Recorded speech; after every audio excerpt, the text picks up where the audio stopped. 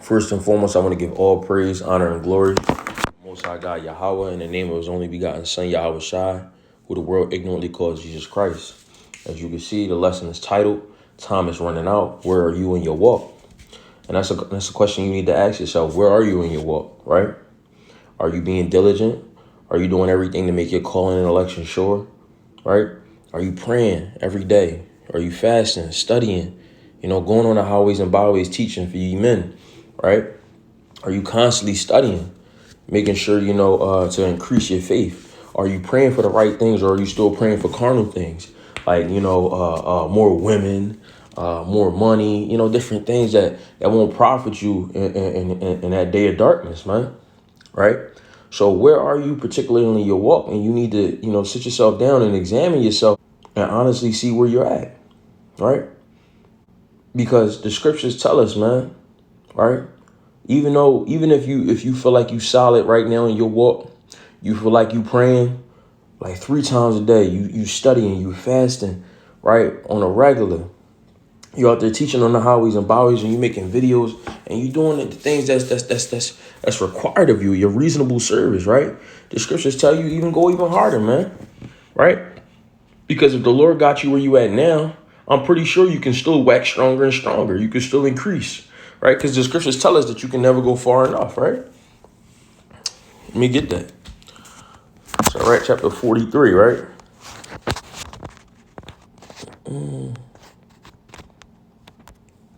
So, right, chapter 43, verse 30. When ye glorify the Lord, exalt his name, so I can exalt him as much as you can. So, whatever you doing, man, right? When you glorifying the Lord, exalt the Most High as much as you can. All praises. Call Halom La Yahweh Ba Hashem Yahweh Shai, right? Exalt him. And how do you exalt the Lord? You teach his word, right? You make sure you study. You making sure you praying, right? You out there on the highways and byways, right? You giving all glory, honor, and praise to the Most High, right? You waking up his lost sheep, right? Trying to seal the elect and the 1/3, right? It says, "For even yet will he far exceed," right? And when you exalt him, put forth all your strength. So when you doing what it is that's required of you, your reasonable service, teaching and feeding the flock, put forth all your strength, man. Right? So do it with everything you got. You know how when you at that job and you just started back in the world and you really think everything's about to go up for you after this, right? You put forth all your strength and you be a good slave at work, right? With this, if you could do that for Esau at your job, man, when you was back in the world, why not more now when you in the truth and you doing this for Yahweh and Yahweh Shai, man, right? And for the for your brothers to come to the faith, man, so that way we can get up out of here. Why not go and put forth all your strength, right? And be not weary, for you can never go far enough, right? So you can never go far enough with exalting the names of Yahweh and Yahweh Shai, man. You see what I'm saying? So you really need to examine where you're at in this walk, and right, and you really need to examine yourself and where you at in this walk and see, are you doing the things necessary to constantly exalt Yahweh, man, and do the things that's required of you, right? Because I don't know if you feel it, but me personally, time is flying. If you look all around us, you looking at you see the signs, you see the prophecies, right? You seeing that we in these last days of time, right? You got the wars, the rumors of wars, right? You got the Iranian general that was killed by the drone strike in the beginning of January with Iran. Now come December, it's like come November, Iranian's top nuclear scientist was just murked.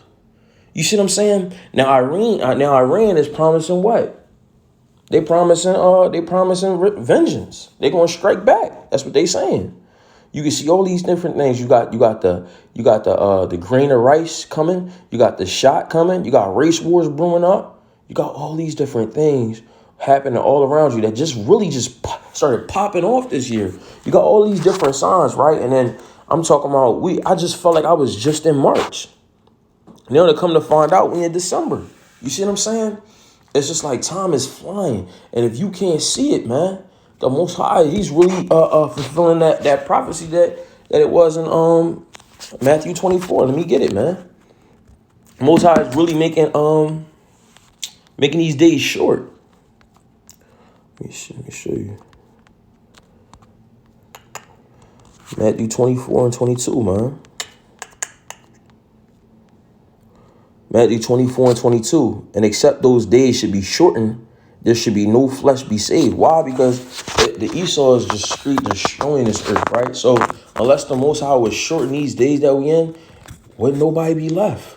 The food we eating is all GMO, like most of it's GMO, contaminated. Esau does these things where he cuts out the cancer, the food, and he feeds it to you. Still, you got all these different diseases and things running rampant, famine, right? So unless these days really be shortened, there will be no flesh saved, right? There should be no flesh saved. But for the elect's sake, those days shall be shortened. So these days, I don't know if you feel it, man. You can, if you honestly, diligently discerning the time in itself, right? You can see that these days are really being shortened. Like I'm talking about weeks fly by like that. Months, they feel like weeks. Like months literally feel like weeks now. And it's only going to get shorter, man. Because if you can't see it, the Most High, he is sending his son back, right? To come and save the elect in the 1/3, man. Right? But what are you doing in these times that are being shortened? Are you trying to make full use of your 24? Right? Are you doing it? Are you doing the best that you can to exalt the name of Yahweh and Yahweh Shai, man? You see what I'm saying? So you gotta really check your spirit and see, am I just coasting? Am I lollygagging? Right? When you at camp, or if you're in the highways and byways, are you cool with just coasting? Or do you want to go ahead and teach or read or do something that's going to add to the body, man? You see what I'm saying? That you can use that the Most High done gave you, right, to exalt him. You see what I'm saying? Because inevitably, man, you just want to make your calling and election sure, right? Because nowhere do I what I feel right, knowing that I had all this time and knowing that I just wasted it, man. Right? 2 Peter chapter 1, verse 10. Wherefore the rather, brethren, give diligence to make your calling and election sure. For if ye do these things, ye shall never fail. So I'm telling you, if you be diligent and do the things required of you, right? And be diligent, you shall never fail. That's what the Lord is promising us, man. Right? Through his apostle Peter. Right? You see what these things are saying. Make your calling and election sure. Now we understand that the elect is already predestined, but shoot, we don't know who the elect is, right? You may very well be, so just gird up your loins, man. Do what it is that's required of you and come and serve the Lord with a diligent and fervent spirit, right? And do it the best that you can, man. And I promise you, right, if you do those things, if you make your call and election sure with diligence and with a fervent spirit, man, you shall not fail. Because make sure you trusting in the Lord, right? And he's not gonna let you fall. Because I'm telling you, these times that's coming up ahead, they're gonna be bad, man. I'm talking about straight famine. Not only the famine of the word is coming, where they're gonna take brothers off the streets, right? Where brothers not gonna be, preaching on the highways and byways no more, because they're gonna have martial law.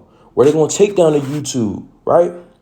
Now, what are you gonna do when you don't have brothers out there teaching, or you don't have that access to YouTube, right?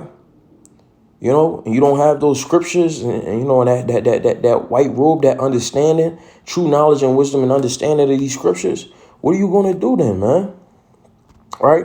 Because reason why brothers are actually doing these things on the highways and byways is because we're trying to make sure ourselves and our families and those who pertain unto us will be taken care of, right? Because we know the promise in Isaiah 65 and 13. Let me just grab it, right? Where the Lord basically saying, his servant's going to eat and drink. I want to be a faithful servant of the Most High. I want me and those who pertain unto me to eat and drink, right? Because I'm going to tell you the flip side to it. Let me read it. Isaiah 65 and 13. Therefore, thus saith the Lord God. So this is the Most High saying this. Behold, my servants shall eat. So the Most High servants will eat. Because not only will there be a famine of the word, there's going to be a famine of bread too. right? And you can kind of see it. Even I got a brother, he work at Whole Foods. He said there hasn't been beef for months now. It's a beef shortage, right? So, you know what I mean? Like you go to these grocery stores and you see like the shelves are just barren, right? So when all these different things pop off, right? His servants are going to what? It says, my servants shall eat, but ye shall be hungry. Who is the ye that should be hungry, right? Now, just because you know that you're an Israelite, right? Just because you know the names of Yahweh and Yahweh Shai, right, and you call him, that doesn't mean that you're his servant. That doesn't mean that you're doing what the Most High tells you to do, right? He commands us to go out in those highways and byways, right? Amen. To go out there and teach and feed the flock, right? Constantly feed the flock. Now, if you're okay with just, living your life in a society, living it up, man, it says, those who love their life, they're going to lose it. Right. And those that hate their life here, man, they going to find life eternal. So you don't want to be wasting your time here. Right. You want to be diligent. This is not our rest. This is not the time to get comfortable and build up all this wealth here. Right. Because what does that inevitably do, man? The Most High, he gave us an example of that, how the rich man didn't want to depart with his wealth. You see what I'm saying? He said, yo, sell everything you got and come and follow me. That's what Yahushua said. The boy, he didn't want to do that because he had great riches. Now, you don't want to be like Lot's wife. When they was fleeing, she looked back. And what did that looking back symbolize, right? Right? What did that symbolize? That means that she longed for the things. She actually enjoyed what was going on in that society, man. And Sodom and Gomorrah. Right? She enjoyed the things going on there. She had a longing for it. Now you don't want to. I'm not saying that there's anything wrong with building up, having a little business or something, having some money, but you don't want to make that your main focus. Now when you become richer or wealthy in this society, inevitably that becomes your main focus, right? That's why the Most High said he chosen the poor of this world, right? I'm not saying, don't take my words out of context, saying that I'm telling brothers they gotta be poor. No, that's not what I'm saying, right? Get your bag. If you gotta get a bag, but don't let that consume you. Don't ever let that be your main focus, because we're gonna get that in the kingdom. That's my hope. I get it in the kingdom, and I get it for eternity, man. I don't care about it here, right?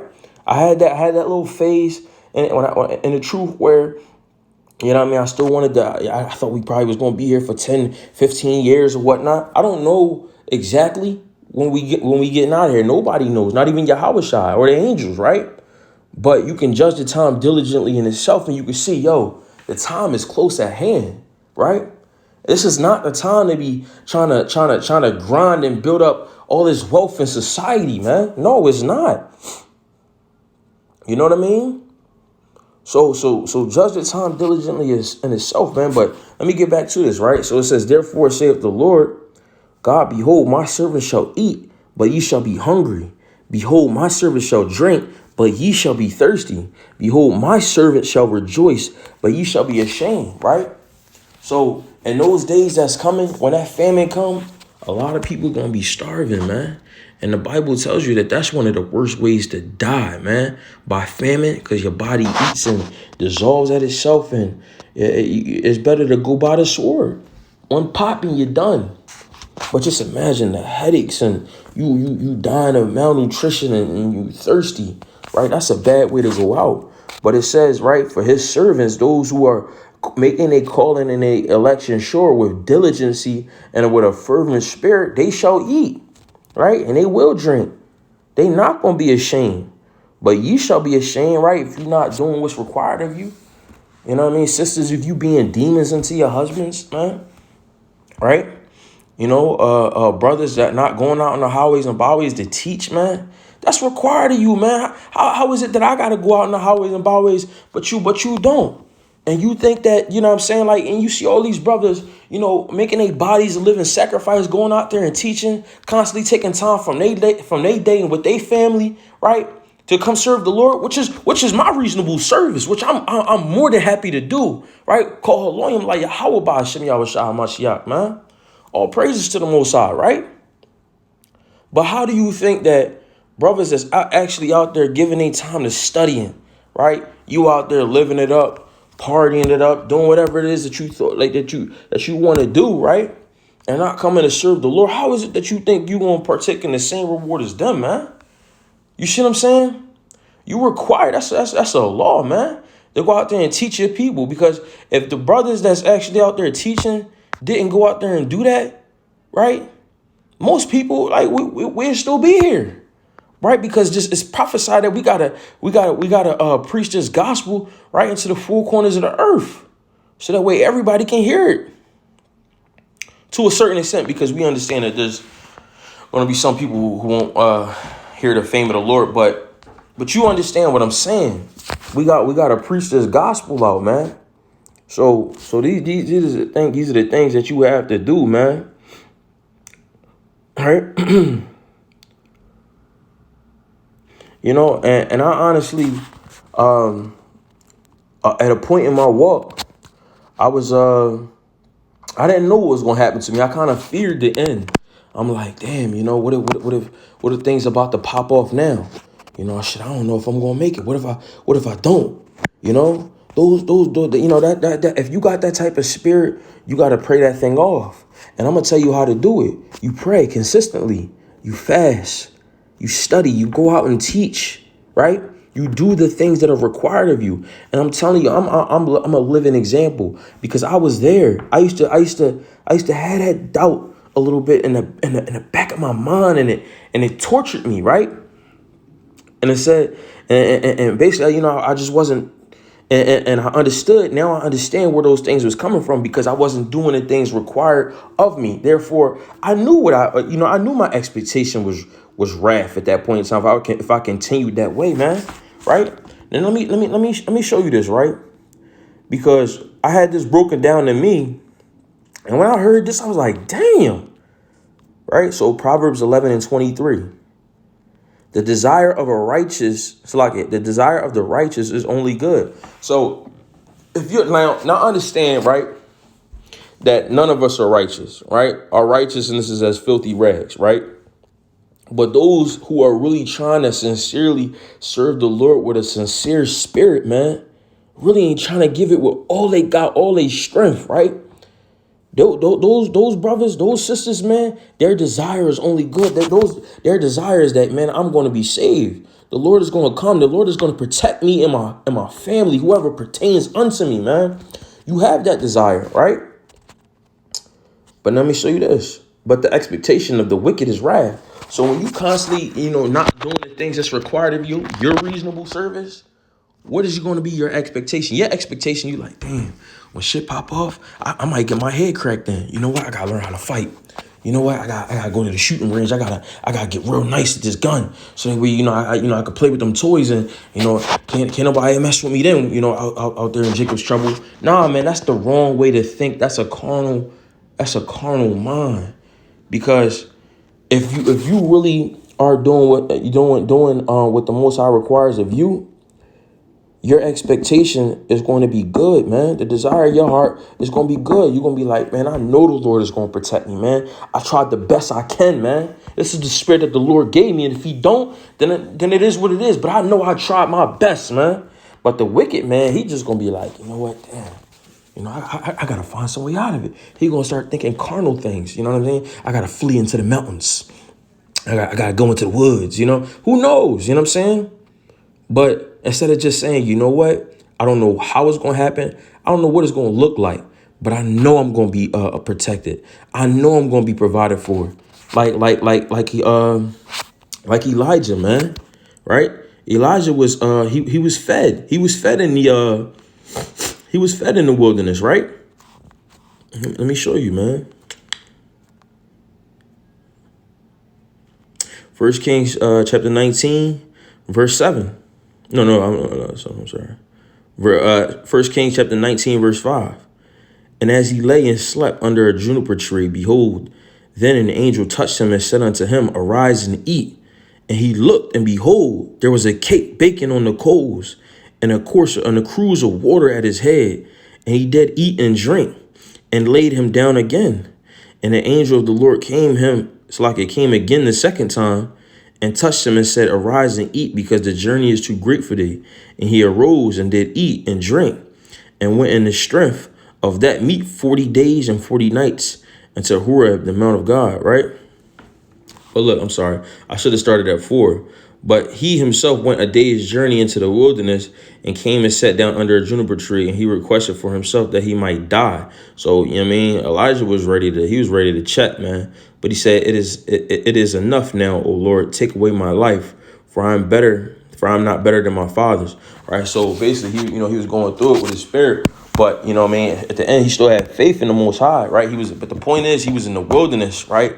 And he had faith in the Most High, right? And the Most High, what? He provided for him. So you might be out in the wilderness for like a couple of days, and you might not have no food or water, but then bam, you might go behind a tree, and then look right behind that tree is a case of water and a pack of cookies, a couple packs of cookies or something. You don't know. You see what I'm saying? Now, when we look at the things of the prophets of old, and when we see these stories, right? Not stories, but we see this history, right? And we get built up in the faith. It's like, all right, if the Lord did it for them back then, I know he could do it for me, man. I just got to do what's required of me. I got to make sure I make my calling and my election sure, right? So you see these things, you should get built up in the faith, man, right? Let me get this for 1 Samuel chapter 2 and 9, man. Look at this for you, right? Because so many of us think that, okay, you know what I mean, by my own strength, that's how I'm going to make it through Jacob's trouble. I'm a big, strong, mighty man. I'm preparing. I got boatloads of food in the basement. I got all this water and everything like that. Not by your own strength, I promise you, you will never make it through Jacob's trouble. I promise you, I put my life on that. By your own strength, you will never make it through Jacob's trouble, right?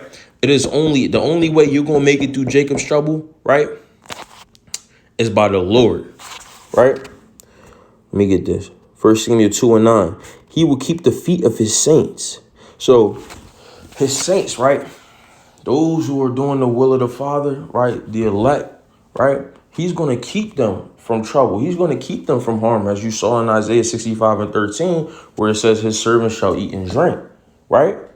But what the Lord is saying, he's going to keep his saints.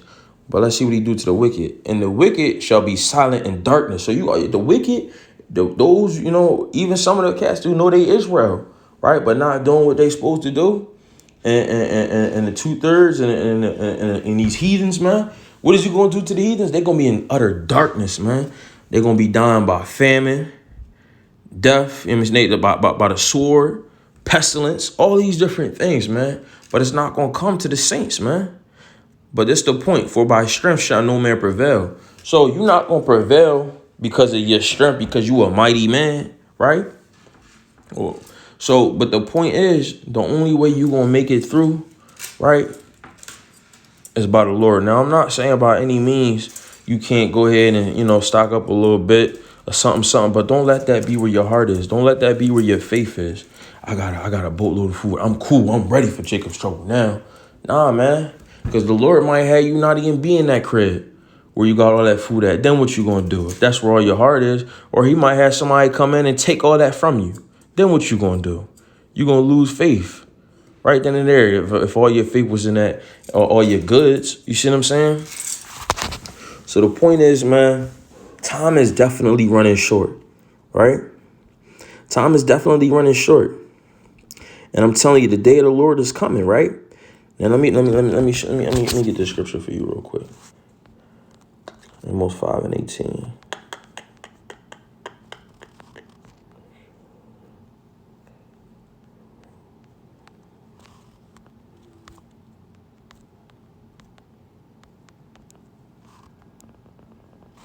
Amos 5 and 18. Woe unto you that desire the day of the Lord.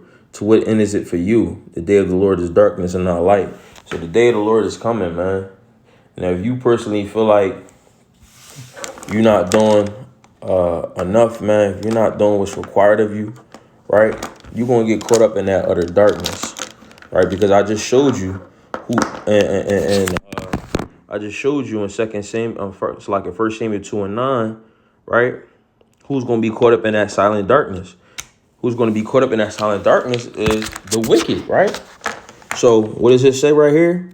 Woe unto you that desire the day of the Lord. To what end is it for you? Are you the wicked, or are you of the saints? The Lord's saints. It says the day of the Lord is darkness and not light. Right? So it's gonna be bad. It's gonna be cold out here, man. Right? And what Joe Biden and these other politicians keep saying, it's gonna be a dark winter, man. You see what I'm saying? It's gonna be a dark winter. All right, verse 19. As if a man did flee from a lion. So, right, this is how the day of the Lord gonna be, right? You say you running from a lion. When I read this, I was like, damn, this is so cool. Say you running from a lion, right? And then just to get away from that lion, you run right into a bear. It says, and a bear met him, or went into a house and leaned his hand on the wall, and a serpent bit him. So you ran right from that lion, then ran into a bear. Now, that's a ferocious creature as well. And then you got away from the bear, but then went into the house, and you thought you was cool for a second. Then bam, a snake bit your ass. You see what I'm saying? That's how the day of the Lord gonna be, man. And I'm telling you, if you don't got the Lord with you, then you gonna get bit by that snake, man. You see what I'm saying? Even when you think everything is cool, peace and safety and all that, right? Then boom, the Lord gonna get you. Right? Verse 20, shall not the day of the Lord be darkness and not light, even very dark and no brightness in it? So the day of the Lord is coming, man. Right? The day of the Lord is coming. And I can see that it's soon at hand, man. Especially with the time looking how it is now, just being very shortened, right? Because the scripture said in Matthew 24 and 22, the days are shortened for the elect's sake. The Lord is about to deliver his elect, man. Now, are you a part of them? And for you sisters, are you one of the 1/3? I don't know, man. But you have to make your calling and your election sure and do the things that's required of you, so that way you won't be caught up in this impending doom, this darkness, this day of darkness that's coming. So with that, man, I hope you brothers and sisters were edified, right? The scripture say through the terror of men, through the terror of the Lord, we persuade men. So hopefully, you brothers and sisters are persuaded to go harder in this truth. And if you're not in the truth, hopefully you're persuaded to come into this thing. So, man, with that, I'm going to say Yahweh, Bahashem, Yahweh Shai, Barakatah, Shalom.